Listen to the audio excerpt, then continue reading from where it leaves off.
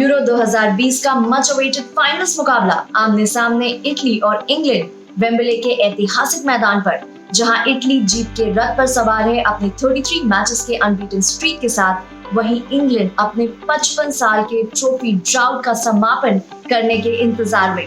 इस मैच पर और बात करने के लिए हमारे साथ हैं फॉर्मर गोलकीपर और जाने माने sports commentator Ghaus Mohammed. Ghaus sir, दोनों ही टीमों ने काफी अट्रैक्टिव पोजेशन बेस्ड फुटबॉल खेली है और दोनों ही टीमें डिफेंसिवली बहुत स्ट्रॉन्ग है, लेकिन बात पहले इटली की करते हैं। जिस तरह का प्रोग्रेसिव फुटबॉल उन्होंने अभी तक दिखाया है, उससे एक तरह का इटालियन रेनेसां सा लग रहा है।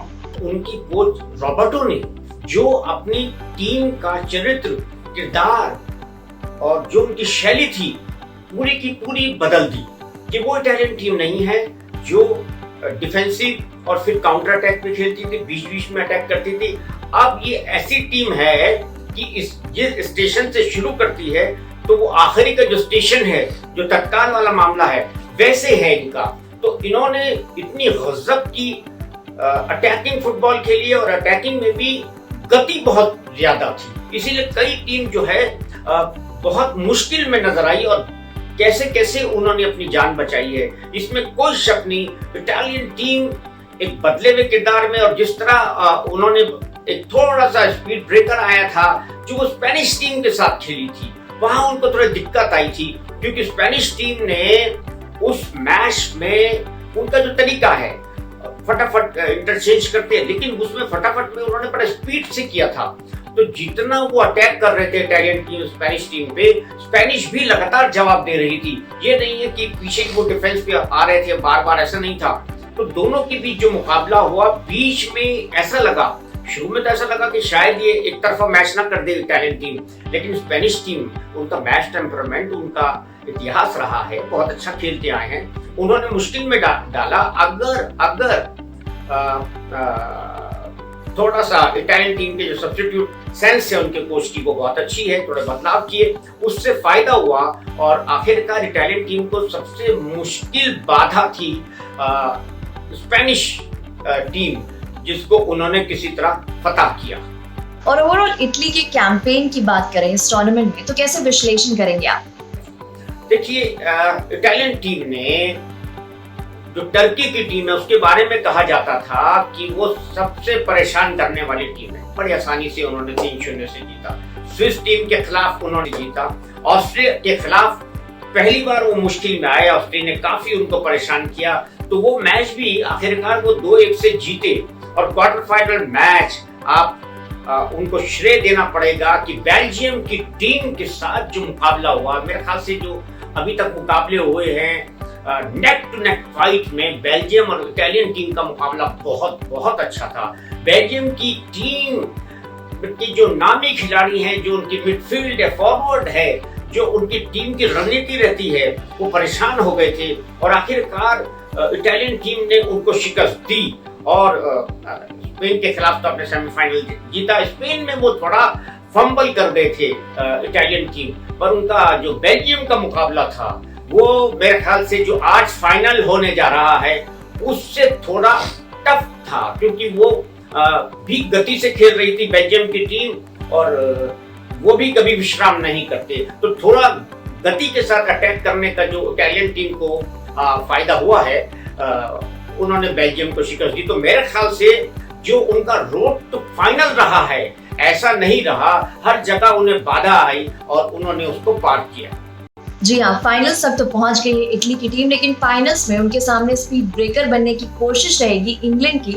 इंग्लैंड के अब तक के परफॉर्मेंसेस की बात की जाए तो फिटनेस लेवल बिल्कुल टॉप नॉच रहा है। डेनमार्क के खिलाफ हमने देखा कि मैच एक्स्ट्रा टाइम तक गया, लेकिन तब भी एनर्जी लेवल बिल्कुल ऊपर। कैसे देखते हैं अभी तक के इनके परफॉर्मेंसेस को आप? देखिए, इंग्लैंड की टीम ने एक सबसे बड़ी जो चीज साबित करी वो ये है कि जो उन्होंने क्रोएशिया के खिलाफ, क्रोएशिया उनसे कहीं बेहतर थी। अगर हम देखें पिछले कुछ यूरो कप है या बाकी के मुकाबले देखें, फिजिकली ज्यादा टफ थी, वो थोड़ा फिजिकल गेम ज्यादा खेलते हैं, इंग्लैंड भी कम नहीं खेलती, पर गैरेथ हमेशा अपनी टीम का रणनीति का हिस्सा रहे और उन्होंने 1-0 से शिकस्त दी क्रोएशिया को। उसके बाद उनका जो सबसे महत्वपूर्ण मुकाबला था मेगा, मैं समझता हूँ जो टर्निंग पॉइंट था, जब इंग्लैंड ने सोचना शुरू कर दिया कि वो जो सपनों में रह गया था, इतने सालों से जो खिताब नहीं आ रहा था, वो सपनों की दुनिया से बाहर आके सही मायने में खिताब के लिए जब कोशिश करते नजर आए, वो जर्मनी को जब उन्होंने हराया था, क्योंकि उनको उन्होंने आउटप्लेड किया। जर्मनी की डिफेंस कैसे खेलते हैं वो भूल गए, उनकी मिडफील्ड चरमरा गई और पूरी की पूरी टीम, योकिम लो जैसे अनुभवी कोच अपनी रणनीति जितनी भी बना रहे थे सब फेल। उसकी वजह क्या थी कि इंग्लैंड वन ऑफ द ऐसी टीम है जो बहुत ज्यादा इंटेलिजेंट फुटबॉल खेलती है, उनको बड़ा अनुभव है। EPL, FA cup, champions league, इसमें जो उनके खिलाड़ी खेलते हैं तो मेंटली टफ हैं, वो आसानी से सरेंडर करने वाले नहीं हैं और बड़े शातिर दिमाग वाले खिलाड़ी हैं। तो ये इंग्लैंड की टीम को उसका फायदा मिला और जिस तरह से थोड़ा फंस गए थे वो डेनमार्क के खिलाफ, ऐसा लगने लगा था कि डेनमार्क शायद एक ऐसी टीम हो, जैसे ग्रीस 2004 में चैंपियन हो गए थे, तो डेनमार्क फिर से एक तहलका और धमाका करने वाला था।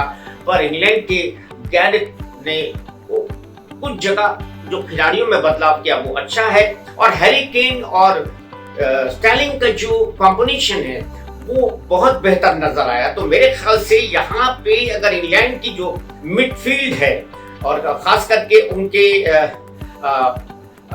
डिफेंडर और मिडफील्ड में जो कॉम्बिनेशन है, जो बीच बीच में वो गति से अटैक करते हैं, वो काउंटर अटैक की बात नहीं कर रहा, वो अटैक तो करते रहते हैं पर गति से एकदम हैरत में डालने वाले दाएं और बाएं विंग से जो अटैक करते हैं वो देखने योग्य होते हैं। और यहाँ पे गैरेथ जो है उसके कहे अनुसार उनकी टीम चल रही है और एक यूथ टीम है जो अपने सपनों को सच साबित करना चाहती है और वेम्बले जैसे हिस्टोरिकल प्लेस पे वो एक इतिहास बनाना चाहते हैं। जी हाँ, काफी टैक्टिकली इंटरेस्टिंग मुकाबले की उम्मीद रहेगी। इतना हाई स्टेक मैच है। इटली के केस में कंसिस्टेंटली 4-3-3 फॉर्मेशन उनके साथ एसोसिएट किया जा रहा है। आपको क्या लगता है इस मैच के लिए क्या रणनीति अपनाएगी रॉबर्टो मैंचिनी की टीम? देखिए, इटालियन फॉर्मेशन ठीक है क्योंकि आप पहले से आपकी डिफेंस तो है आगे, मिडफील्ड में आप 3 आगे दिखाते हैं, पर असल में क्या होता है, एक विड्रॉवल मिडफील्डर होता है, फॉरवर्ड में वो 2 ही रखते हैं। वो जब अटैक करते हैं इटालियन टीम, तब वो सारे आगे होते हैं, बाकी के अपनी पोजीशन ले लेते हैं और इतनी गति से, जैसा कि हमने पहले भी कहा कि वो अटैक करते हैं। तो यहाँ पर जैसे अगर हम देखें इनकी मिडफील्ड में बास्टोनी है, मैनुअल लुकाटेली है, मार्को वेराटी है, जो और एक गजब का खिलाड़ी है, ये गजब का खिलाड़ी है। और जो इनका गोलकीपर है क्यान लुइंगी, जो 22 साल का है और उसने अभी तक 22 इंटरनेशनल मैच खेले हैं और मेरा ख्याल से बहुत ही अच्छा गोलकीपर है। इतनी कम एज में, उम्र में एक अनुभवी गोलकीपर की तरह वो खेल रहे हैं, ये भी एक उनका मजबूत पक्ष है। पर आप देखिएगा कि जब फॉरवर्ड में अटैक होते हैं तो ये मिडफील्ड जो है, उनकी जो डिफेंडर है वो थोड़ा आगे आ जाते हैं। तो ये बहुत ही कंप्लीट फुटबॉल खेल रही है इटालियन टीम और आज उनको उसी गति से खेलना होगा इटालियन टीम को जिस गति से वो यहाँ तक पहुंचे हैं। अगर उन्होंने थोड़ा सा भी अपने खेल को स्लो किया तो मुश्किल में फंस सकते हैं। इंग्लैंड जरूर स्लो करेगी क्योंकि वो चाहेगी कि इटालियन टीम को थोड़ा धीमे करे, लगातार प्रेशर वो नहीं ले सके। तो इटालियन टीम को मालूम है, रॉबर्टो को मालूम है, काफी चतुर मैनेजर है, वो यही कोशिश करेंगे इंग्लैंड को थका दे और उसमें अगर वो सफल हो गए तो कामयाब होंगे। उधर गैरेथ भी यही कोशिश करेंगे कि किसी तरह इटालियन, क्योंकि उन्होंने मैच देखे हैं इनके सेमीफाइनल जो स्पेन के खिलाफ खेले थे, तो वो यही कोशिश करेंगे कि वो उनके डिफेंस को, क्योंकि 2 डिफेंडर जो हैं इनके 30 साल से ऊपर हैं। अगर हम देखें लियोनार्डो बानुची और चेल्लिनी मेरे ख्याल से 30 से ऊपर हैं, इनका अनुभव बहुत है, 100 से ऊपर मैच खेल चुके हैं, डिफेंडर हैं, तो ये विचलित नहीं होंगे। ये अपने आप को नहीं, दिमाग को होल्ड करके इधर उधर खेलते हैं। इनका मुकाबला कल हैरी केन से होगा और आपका राहीम स्टर्लिंग से होगा। तो वो उनको विचलित करने की कोशिश करेंगे। पर एक बहुत बड़ा एडवांटेज इंग्लैंड को होगा कि अगर वो इन दोनों डिफेंडर को थकाने में कामयाब हो गए, क्योंकि इंग्लैंड को भी थोड़ा गति से अटैक करने होंगे, इनको थकाना होगा। अगर थकाने में जितनी जल्दी थका दिया, ये टीम को सेमीफाइनल में देखा गया था कि कई जगह ये बहुत परेशान हो गए थे, इनके जो पांव थे वो उस तरह काम नहीं कर रहे थे जिस तरह की गति में ये माहिर माने जाते हैं। तो खैर, अभी दोनों की टीम की जो मिडफील्ड है वो बहुत महत्वपूर्ण भूमिका अदा करेंगे, और गोलकीपर का जो कॉम्बिनेशन डिफेंस के साथ रहता है, जैसे गोलकीपर तो बोलता है, चिल्लाता है, चीखता है। गोलकीपर एक ऐसी पोजीशन है जिसको पूरा फील्ड नजर आता है, वो पूरा का पूरा गाइड करता रहता है अपने डिफेंडर्स को, अपने मिडफील्ड को। हमें आवाजें नहीं आती, लेकिन वो ग्राउंड में अपने प्लेयर्स के साथ बराबर कम्युनिकेट करता है। आपने डिफेंस के महत्व पर एम्फसाइज किया। गैरेथ साउथगेट ने जर्मनी के खिलाफ 3-5-2 की फॉर्मेशन खिलाई। हालांकि उसके बाद यूक्रेन और डेनमार्क के खिलाफ मुकाबलों में वापस से 4-मैन डिफेंस को रिसोर्ट किया। इस मैच में किस तरह की फॉर्मेशन के साथ उतरते हुए देखते हैं आप इंग्लैंड की टीम को? देखिए, ऐसा है कि इस मैच में जो इंग्लैंड का मजबूत पक्ष है ना, उनकी डिफेंस है, तो वो कभी ये कोशिश नहीं करेंगे कि डिफेंस को अच्छे से मजबूत ना रखें। पूरी तरह एक अच्छी सीमेंट लगा के रखेंगे जो धाराशायी ना हो, जो कोलैप्स ना हो, क्योंकि इटालियन टीम गति से आक्रमण करती है तो वेस्ट रखेंगे। पर ये जो इंग्लैंड के डिफेंडर है ना, इनको आप गति में उठा नहीं सकते। ये क्या करते हैं, जब इनके ऊपर अटैक होगा, ये बॉल लेके, इनका जो वितरण है, डिस्ट्रीब्यूशन है, वो बहुत अच्छा है। तो ये उनकी गति की शैली को अपने जहन से, अपनी चतुराई से, अपनी इंटेलिजेंसी से प्रभावित करेंगे, और मैच में आनंद आएगा, क्योंकि इंग्लैंड पूरी तरह एक रणनीति के बाद मैदान में उतरेगी। क्योंकि इटालियन टीम की जो गति है, जो उनकी गति से ही वो यहाँ पर आए। अगर इटालियन टीम स्लो खेलना शुरू कर दे तो इंग्लैंड की टीम उनको आसानी से, नहीं तो मुश्किल से ही सही, लेकिन अपने खिताब की जो उनकी सोच है वो पूरा कर सकती है। लेकिन ऐसा होगा नहीं, मुश्किल मुकाबला होगा, क्योंकि इटालियन टीम को भी पता है कि जितनी जल्दी गोल स्कोर कर दें उतनी जल्दी वो इंग्लैंड को प्रेशर में ला सकते हैं। और ये दो खिलाड़ी को वो जब मार्क करके रखेंगे तो इंग्लैंड के मिडफील्ड और डिफेंडर में से कोई ना कोई जरूर होगा कि जो विशेष कर सकता है। और विशेष परफॉर्मेंस की उम्मीद हैरी केन से भी रहेगी। कहते हैं ना, come at the hour, come at the man. Knockouts में वापस फॉर्म को स्ट्राइक किया और अब गोल्डन बूट के इतने पास खड़े हैं। बिल्कुल रहेगा, और मेरे ख्याल से कि जो हैरी केन है ना, जो गोल्डन बूट की तरफ भी बढ़ रहे हैं, वो एक गोल से दूर हैं। 2 गोल अगर उन्होंने कर दिए तो गोल्डन बूट तो मिल ही जाएंगे। और अगर आप अपनी टीम को खिताब जिता रहे हैं तो आपके जो बूट हैं वो अपने आप ही गोल्डन हो गए। पूरे के पूरे 11 खिलाड़ियों के जो बूट हैं वो गोल्डन हैं, उनकी टी शर्ट हो या उनकी सोच हो, सब गोल्डन है। लेकिन अगर आप विशेष नहीं कर पाए तो वो टीम उसका गोल्डन बूट भी मायने नहीं रखता। तो मेरे ख्याल से रोनाल्डो एक ऐसा खिलाड़ी रहा है जिसमें कोई शक नहीं है, वो गजब का खिलाड़ी है। और पुर्तगाल टीम भी ऐसी नहीं थी, और गजब की टीम थी। लेकिन रोनाल्डो का रिकॉर्ड अगर हैरी केन ब्रेक करते हैं तो इंग्लैंड के जो आने वाला भविष्य है उसके लिए एक अच्छा सबक होगा। वो बहुत इंतजार कर रहे हैं कि उनका एक जो पसंद का खिलाड़ी है हैरी केन, वो कुछ विशेष करे जिससे पूरे युवा वर्ग में एक अलग क्रांति आ जाए।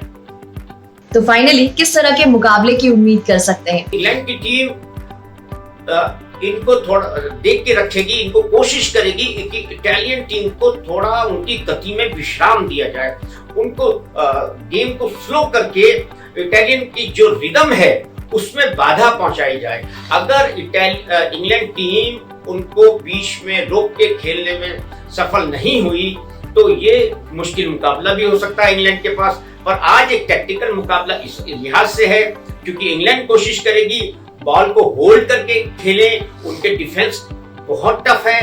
और ये दो जो इनके फॉरवर्ड हैं ये क्या करेंगे, मुझे लगता है कि जो गैरेथ है वो हैरी केन और स्टर्लिंग के ऊपर सबकी निगाहें रहेगी। तो ये दोनों उनके डिफेंडर्स को ये दिमागी रूप से अपने अपने तरफ कवर वो करेंगे उनके डिफेंडर। तो ये इनकी जो मिडफील्ड है, आज इंग्लैंड की जो मिडफील्ड है वो बहुत प्रभावी रहेगी, चाहे वो डेक्कन हो, चाहे वो वाइट हो, ल्यूक शॉ हो। ये इनके पास मौका है कि आज अगर स्टेर्लिंग और हैरी केन स्कोर करने की पोजीशन में नहीं आ रहे, क्योंकि इटालियन डिफेंस उनको मार करके रखेगी, उनके पीछे पीछे लगे रहेंगे, और इसका फायदा उठा सकती है इंग्लैंड के मिडफील्ड। और कभी कभी ऐसा होता है जब आपके सितारे जो फॉरवर्ड में खेल रहे होते हैं उनको मार्क करके रखा जाता है, तो मिडफील्ड की भूमिका महत्वपूर्ण हो जाती है। और आज अगर इंग्लैंड को खिताब मिलता है, इन दोनों को मार्क करके रखते हैं, तो कभी डिफेंडर या मिडफील्ड जरूर इंग्लैंड के लिए प्रभावी काम करेंगे। हमारी तो बस यही आशा रहेगी that this match lives up to its top billings. Thank you so much Ghosh sir हमारे लिए इस मैच को एनालाइज करने के लिए, and thank you so much for watching this video. अगर आपको ये वीडियो पसंद आया तो इसे थम्स अप देना ना भूलें, और साथ ही इसे अपने फ्रेंड्स के साथ शेयर भी करें। और अगर आपने अब तक हमारे चैनल को सब्सक्राइब नहीं किया है तो सब्सक्रिप्शन बटन जरूर दबाएं, साथ ही बेल आइकन भी प्रेस करें ताकि ऐसे ही स्पोर्ट्स रिलेटेड कंटेंट हम आप तक रेगुलरली पहुंचाते रह सके। Thanks a lot for watching.